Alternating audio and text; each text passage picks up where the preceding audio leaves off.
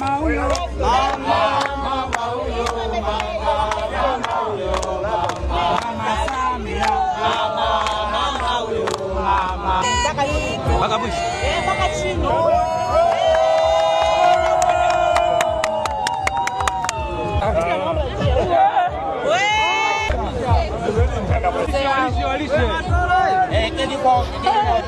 Kwa jina naitwa Ernest Matondo Masanja, mwenyekiti wa shirikisho la umoja wa machinga Tanzania.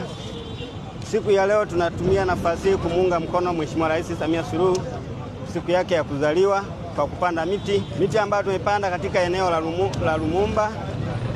Mti huu utakuwa ni ishara moja ya kuunga mkono juhudi zake za kutunza mazingira. Niwaombe machinga wote nchi nzima kupanda miti katika maeneo yao, mikoa, wilaya na halmashauri zote pamoja na majumbani kwao.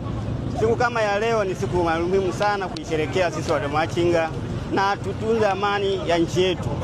Majina anaitwa Steven Rusinde, ni mwenyekiti wa wajasiriamali wadogo maarufu kama Wamachinga Kariakoo, lakini ni makamu mwenyekiti wa Machinga Tanzania. Tumeamua kulifanya jambo hili hapa katikati ya Kariakoo, ambako ndiko wafanyabiashara wadogo wanafanya shughuli zao hapa katika eneo hili la Kariakoo kwa amani na utulivu. Lakini fahamu kwamba amani hii ambayo unaiona na furaha hii ya Kariakoo, manake ni mapenzi makubwa ya Mheshimiwa Rais Samia Suluhu Hassan ambao ameendelea kuwapenda wajasiriamali wadogo, na ndio maana leo tumeamua kumwenzi kwenye eneo hili la wafanyabiashara hapa Kariakoo. Lakini kubwa lililovutia zaidi, wamachinga hawa wa Kariakoo wana imani na Mama Samia kwa sababu amewaahidi kuwajengea soko pale Jangwani Kariakoo. Pale Jangwani pale kwa soko lao kubwa kabisa ambao litakuwa la mfano katika nchi hii, soko la wamachinga.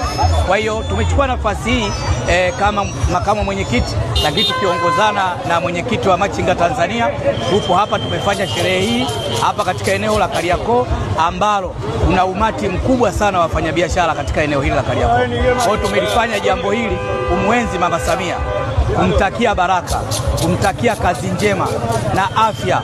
Mwenyezi Mungu aendelee kumpa afya, aendelee kutuongoza nasi tuendelee kupambana kuhakikisha maono yake ya Mama Samia ya kutujengea masoko, lakini ametujengea ofisi nchi nzima. Kwa hiyo tunaendelea kumwombea Mungu ambariki, aendelee kutuongoza salama.